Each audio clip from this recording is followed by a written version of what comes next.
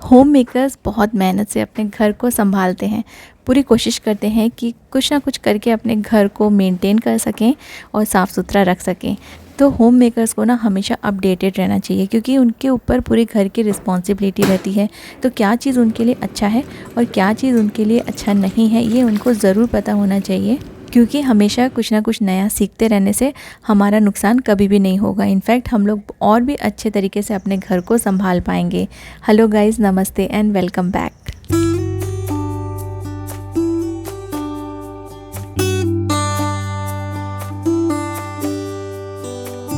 आज के वीडियो में आपके साथ बहुत सारी इंपॉर्टेंट बातें शेयर करूंगी, जो आपकी सेफ्टी के लिए और आपके घर के लिए बहुत इंपॉर्टेंट है और आपके हेल्थ के लिए भी।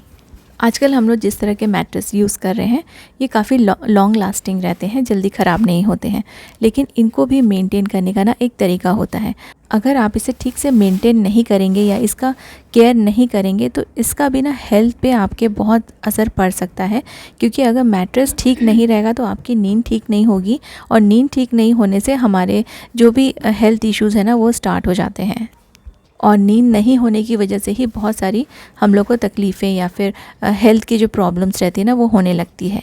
इसलिए हम सबका कंफर्टेबली सोना बहुत इंपॉर्टेंट है। अच्छी नींद लेना बहुत इंपॉर्टेंट है। और अच्छी नींद तभी आएगी जब आपका जो बेड है और जो मैट्रेस है वो कंफर्टेबल हो।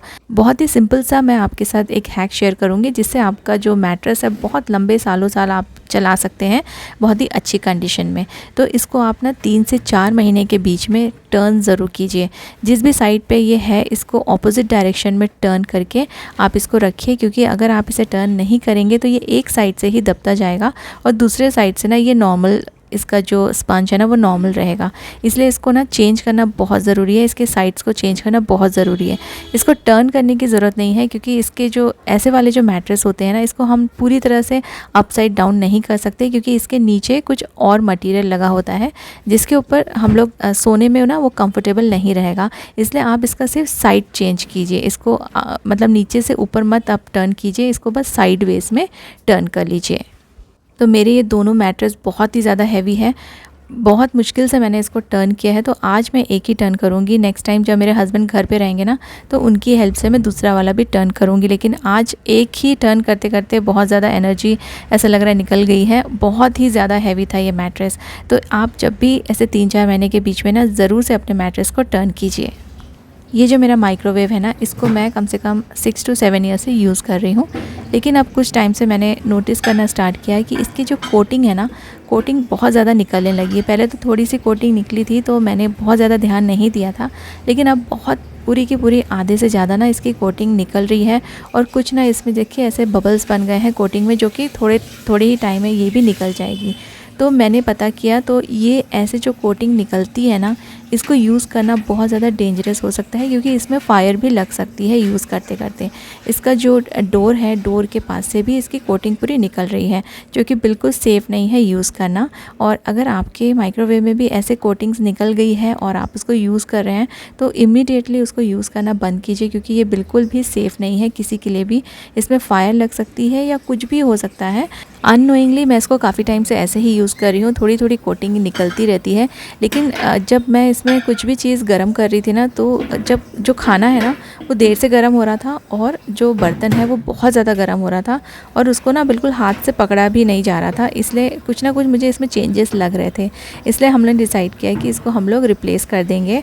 और मैंने ये नया वाला माइक्रोवेव लिया है। ये पैनासोनिक का है और बहुत ही छोटा सा एकदम कॉम्पैक्ट सा माइक्रोवेव है, क्योंकि हम लोग सिर्फ रीहीट करने के लिए यूज़ करते हैं।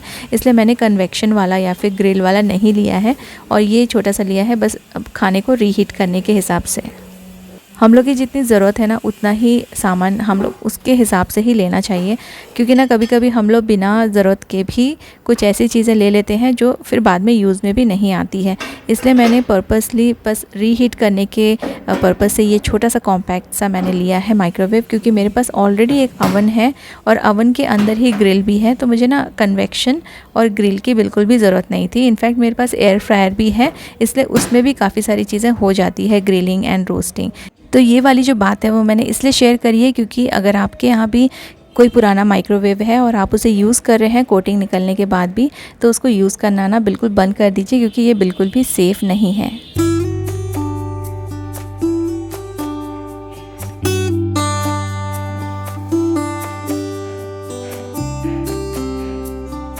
मेरी बेटी को रीडिंग का काफ़ी शौक है, तो उसके पास काफ़ी सारी बुक्स है और जब भी उसको फ्री टाइम मिलता है तो वो रीडिंग ज़रूर करती है।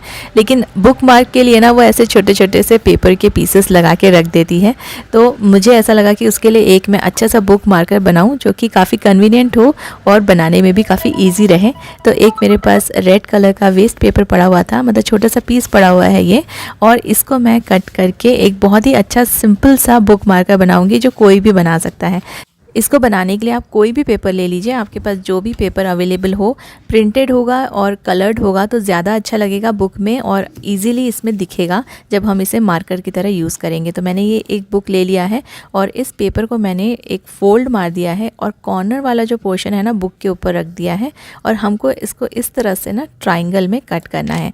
इसे थोड़ा सा आप बुक के साइज़ से थोड़ा सा बाहर निकाल के रखिए ताकि जब आप बुक मार्कर यूज़ करें तो ये थोड़ा सा पोर्शन बाहर रहे और फिर आपको यूज़ करने के लिए आसान हो जाए। तो इस ट्रायंगल को मैं कट कर लूँगी और ये याद रखिए कि इसको ना मैंने फोल्ड किया हुआ था, तो इस तरह से देखिए ये ऐसा ट्रायंगल निकल के आ गया है। जो ये ओपन वाला पोर्शन है इसको हम चिपका देंगे या फिर स्टेपल कर देंगे या फिर आप सेलो टेप भी लगा सकते हैं, जो भी आपको कन्वीनियंट लगे। इसको मैं चिपका रही हूँ। थोड़ा देर के लिए इसको अच्छे से दबा के रखिए। अगर आप फेविकोल या फिर गम यूज़ कर रहे हैं तो इसको प्रेस कर दीजिए और ये रेडी हो गया हमारा बुक मार्कर। आप इसमें स्टेपल भी कर सकते हैं। इसे आप किसी भी बुक में यूज़ करना काफ़ी इजी रहेगा। जहाँ भी आपको इसको मार्क करना है वहाँ पे 2-3 पेजेस ले लीजिए और इस तरह से इसे कॉर्नर में फिट कर दीजिए तो ये फिक्स हो जाएगा एक जगह पे। और देखिए ये ऊपर से मैंने थोड़ा सा एक्स्ट्रा रखा था तो बुक को ओपन करने के लिए भी इजी रहेगा और आपको दिखेगा कि कहाँ पे हमने बुक मार्कर लगाया हुआ है। तो ये तो मैंने पेपर से बनाया था, आप किसी पुराने कपड़े से भी बना सकते हैं ऐसा ट्राइंगल कट करके, और एक साइड से ही आपको स्टिच करना है। आप उसको ग्लू गन से भी चिपका सकते हैं अगर आप पेपर यूज़ कर रहे हैं, या फिर आप कपड़ा यूज़ कर रहे हैं तो भी वो ग्लू गन से आराम से चिपक जाएगा। तो देखिए ये बहुत ही अच्छा सा ऑप्शन है और बहुत ही इजी है। कुछ साड़ियाँ मैं स्टोर करके रखती हूँ। कुछ साड़ियाँ हमारी काफ़ी कॉस्टली होती है, नेट वाली होती है, जरी वाली होती है, या फिर जो सिल्क की साड़ियाँ होती है या एम्ब्रॉयडरी वाली साड़ियाँ होती हैं। तो ये सभी साड़ीज़ को ना स्टोर बहुत अच्छे से करना चाहिए ताकि ये हमेशा ही अच्छी रहें और ये बिल्कुल भी ख़राब ना हो। कई बार इनकी जो शाइन रहती है वो चली जाती है, इनके जो बॉर्डर्स पे जो जरी वगैरह लगा रहता है, और ये सिल्क की साड़ियाँ हैं ना, फिर इनका कलर ख़राब होता जाता है, सिल्वर काला पड़ जाता है, गोल्डन का जो बहुत ही प्यारा सा जो कलर रहता है गोल्डन, वो ख़राब हो जाता है। तो इसको कलर को मेंटेन करने के लिए, साड़ी को मेंटेन करने के लिए कि ये ख़राब ना हो, जैसे हमने लिया था वैसे ही रहे, इसको स्टोरेज में आपको थोड़ा सा ध्यान देना पड़ेगा। और ये एक ही बार में ही आपको करना है तो ये बार बार की फिर तकलीफ़ नहीं है। तो ये सभी साड़ियाँ ना काफ़ी कॉस्टली है। देखिए ये सिल्क वाली साड़ी, इसके जो बॉर्डर वगैरह है ना, अगर हम इन्हें ठीक से नहीं रखेंगे और स्पेशली इन्हें ना हैंग करके कभी मत रखिए, क्योंकि हैंग करने से साड़ियाँ बहुत जल्दी ख़राब हो जाती हैं और जहाँ पे वो हैंगर का निशान है ना, वहाँ से ना धीरे धीरे फटना चालू हो जाती है। तो इन सब साड़ियों को आप ऐसे साड़ी के बैग में स्टोर कीजिए। सेपरेट स्टोर करने की ज़रूरत नहीं है, आप बस बीच में ना एक पेपर लगा दीजिए। अगर आप न्यूज़पेपर की जगह बटर पेपर यूज़ करेंगे तो और भी अच्छा रहेगा, साड़ियाँ और भी अच्छे से रहेंगी। मेरे पास अभी बटर पेपर अवेलेबल नहीं है तो मैं यहाँ पे न्यूज़पेपर यूज़ कर रही हूँ। तो हर एक साड़ी के बीच में आप न्यूज़पेपर लगाते जाइए। बेसिकली इनके डिज़ाइंस एक दूसरे से टच नहीं होना चाहिए, उससे ये ख़राब हो जाते हैं। और जैसे हम ना अलग अलग तरह की साड़ियाँ पहनते हैं, कोई कॉटन की रहती है, कोई सिल्क की रहती है, कोई बनारसी साड़ियाँ रहती हैं, कोई एम्ब्रॉयडरी वाली रहती है। तो इनको अब अलग अलग स्टोर करके रखना बिल्कुल पॉसिबल नहीं है और उससे ना आपको जगह भी बहुत ज़्यादा लगेगी। कम स्टोरेज स्पेस में आप ऐसे ही साड़ियों को स्टोर कीजिए। और जैसे मैंने बोला, न्यूज़पेपर की जगह आप बटर पेपर यूज़ करेंगे तो वो और भी ज़्यादा अच्छा रहेगा, स्पेशली सिल्क साड़ियों के लिए।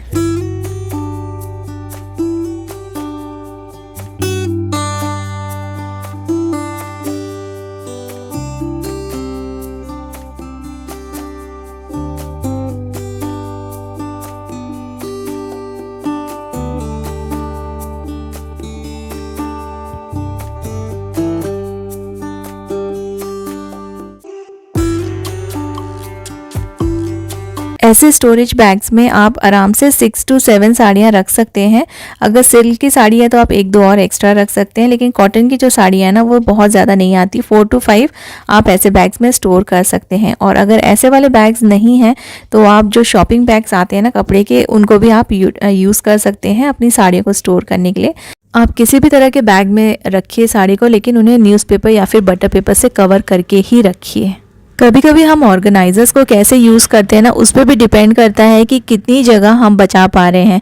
जैसे ये वाला जो ऑर्गेनाइज़र है जिसमें मैंने अपने पूरे कुर्ते रखे हुए हैं, कोई कोई इसमें सूट सेट भी मैंने रखे हुए हैं, लेकिन इसको मैंने रखा है हॉरिजॉन्टली। तो इसको वर्टिकली अगर हम रख देंगे ना तो इसमें और भी ज़्यादा स्पेस बन जाएगी वार्डरोब के अंदर, और इसके सामने का जो स्पेस है वो भी मुझे मिल जाएगा और मैं और भी कुछ सामान, छोटे मोटे सामान वहाँ पे रख पाऊँगी। तो इसको मैंने वर्टिकली ऐसे यहाँ पे रख दिया है, पीछे बैक साइड में देखिए चला गया है और सामने में काफ़ी सारा स्पेस फिर मुझे मिल गया है। और ऐसे भी ना आप जैसे हम अपने कुर्ते वगैरह रखते हैं तो ये आपको बिल्कुल सामने सामने सभी दिख जाएंगे, क्योंकि जब हम हॉरिजॉन्टली रखते हैं तो एक के नीचे एक वो दबे हुए रहते हैं, तो हमें एक एक चीज़ें उठा के देखना पड़ता है कि नीचे में कौन सा ड्रेस रखा हुआ है। तो ऐसे में आपको सामने सामने सब दिख जाएंगे और उतने ही जगह में मैंने उतने ही चीज़ें स्टोर कर ली है इस ऑर्गेनाइज़र में, लेकिन सामने की एक्स्ट्रा स्पेस मुझे एम्प्टी मिल गई है और यहाँ पर भी मैं कई सारी चीज़ें फिर रख पाऊँगी। तो सेम ऑर्गेनाइज़र या सेम बास्केट आपने उसे किस तरह से रखा हुआ है उस पर भी डिपेंड करता है कि आप कितना सारा अपने घर में स्टोरेज क्रिएट कर सकते हैं।